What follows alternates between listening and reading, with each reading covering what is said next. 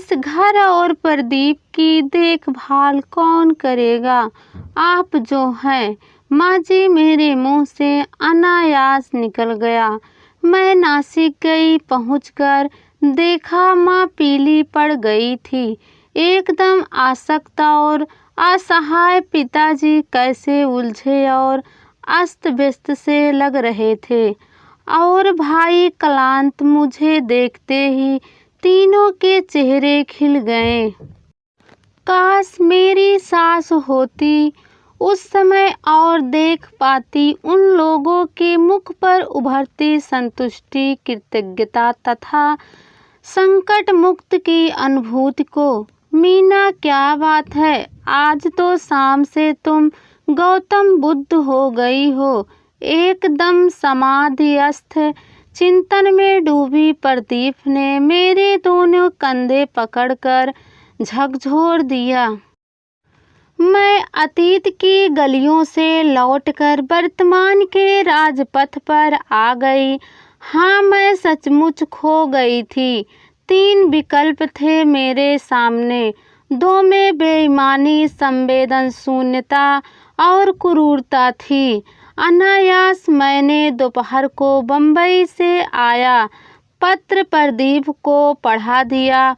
उलझे हुए हाव भाव का प्रदर्शन करते हुए उन्होंने मुझसे पत्र लिया और गौर से पढ़ने लगे। मेरी दृष्टि प्रदीप के मुख पर टिकी थी।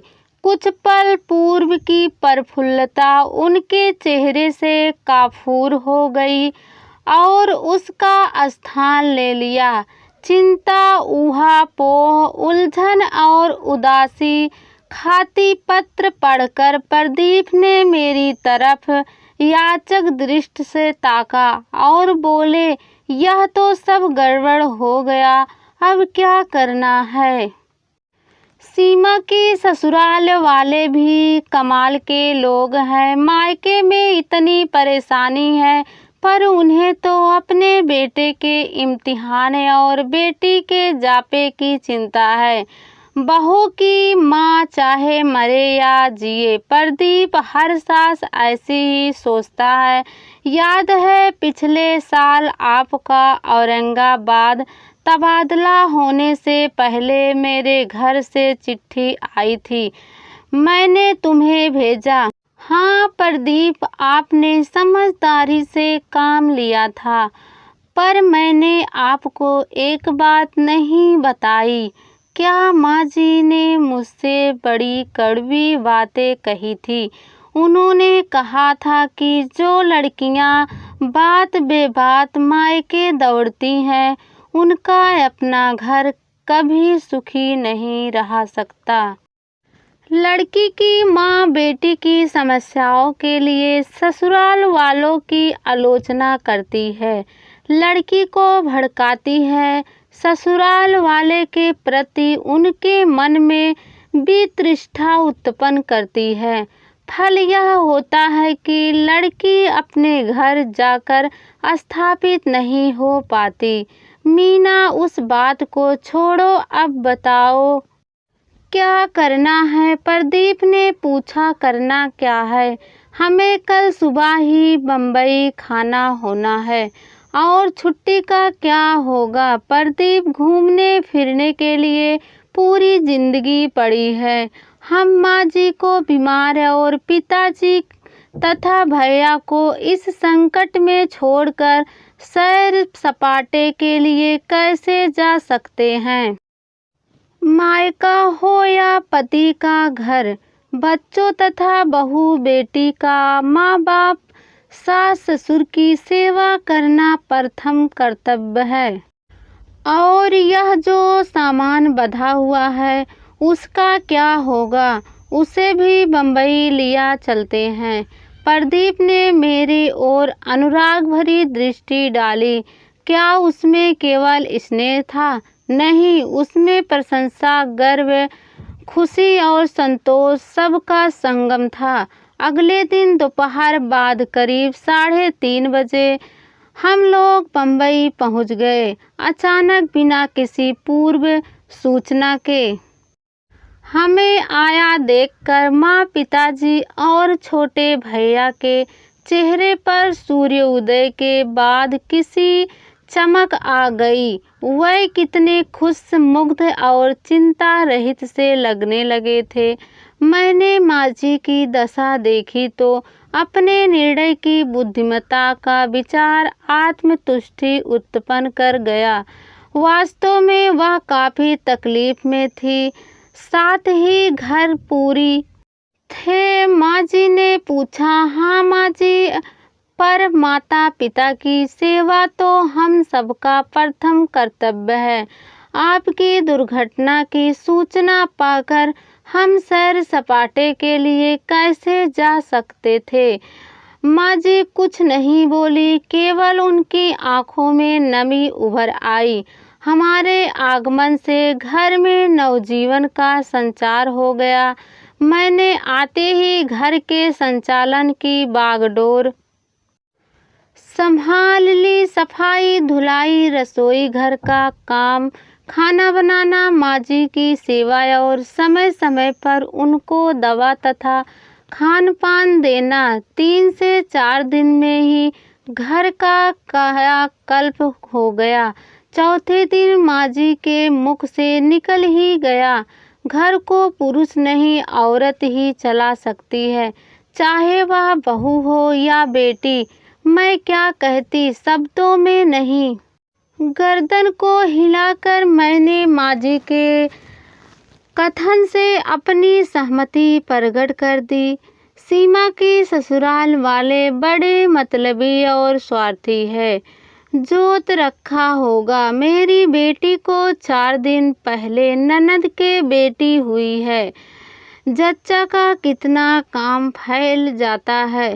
सास की निर्दयता तो देखो, उसे इतना भी ख्याल नहीं कि बहू की माँ की टांग टूट गई है और घर पर कोई नहीं है देखभाल करने वाला। माँ जी की भुनभुनाहट सुनकर मुझे अंदर से खुशी हुई।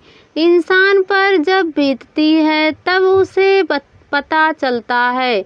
पिछले वर्ष माँ जी को क्या हुआ, तब वह सास थी और आज केवल माँ। 7वें दिन एक अप्रत्याशित घटना घटी।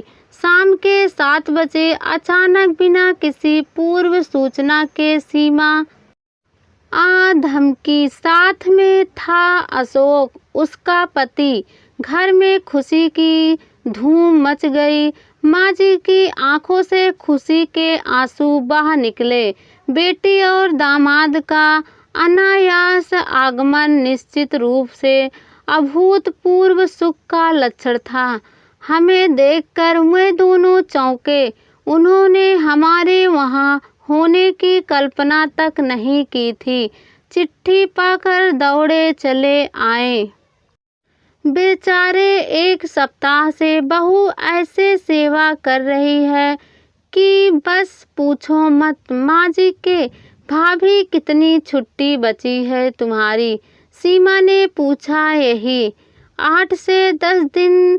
मैंने एक दीर्घ निश्वास छोड़कर कहा, ठीक है, कल खिसको यहाँ से, अब मैं संभालती हूँ यह मोर्चा। सीमा बोली, पर अब आरक्षण वगैरह कैसे मिलेगा? प्रदीप के स्वर में निराश थी। भैया, मतलब तो छुट्टी और सैर सपाटे से हैं। दक्षिण नहीं जा सकते तो गोवा चले जाओ, बसें जाती हैं, वहाँ ठहरने के लिए जगह मिल ही जाएगी। कैलनगूट तट की सुनहरी बालू में अर्धनग्न लेटकर मस्ती मारो, सीमा एक सांस में कह गई। प्रदीप ने मेरी तरफ देखा और मैंने उसकी तरफ। हाँ बहू, अब सीमा आ गई है, तुम लोग कल चले जाओ, क्यों छुट्टियां बर्बाद करते हो? हाँ कहकर माँ जी ने सीमा से पूछा, क्यों रे, तेरी सास ने तुझे कैसे छोड़ दिया? पिताजी की चिट्ठी पढ़कर उन्होंने खुद कहा कि मैं तुरंत बम्बई जाऊं। उन्होंने तो पहले भी मना नहीं किया था, वह तो मुझे ही कहने का साहस नहीं हुआ। इनके इम्तिहान, मंजू बहन जी का जापा और फिर यह भी आपको देखने के लिए चिंतित हो गए। माँ जी के मुख पर रूप हली आभा बिखर गई। वह भाव तिरके से कांपने लगी। फिर कुछ क्षण बाद बोली, सचमुच मेरे बच्चे और समधी इतने उदार, कृपालु और प्रेमी हैं। कितना ख्याल रखते हैं हमारा बहू। माँ जी ने मुझे संबोधित करके कहा।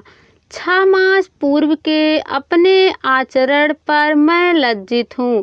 पहले जमाने में परिवार के अंदर लड़कियों की सेना होती थी। एक गई तो दूसरी उसका स्थान ले लेती थी, पर आज हम दो हमारे दो, एकमात्र लड़की चली जाए तो बहुत खलता है। उस पर वह हारी बीमारी, सुख दुख में काम न आए तो बड़ा भावनात्मक कष्ट होता है। कहकर माँ जी ने थकान के कारण आंखें बंद कर ली। आप आराम कीजिए माँ जी, कहकर हम सब बगल के कमरे में चले गए और गप्पे मारने लगे। मुझे अपने नीड़े पर संतोष था, साथ ही अगले दिन गोवा जाने का मन में उत्साह था। संभवतः मेरे लिए सबसे ज़्यादा गौरव की बात थी मेरे अपने घर में मानवीय संबंधों के आधारभूत मूल्यों की पुनः स्थापना। शायद इसका माध्यम मैं ही थी।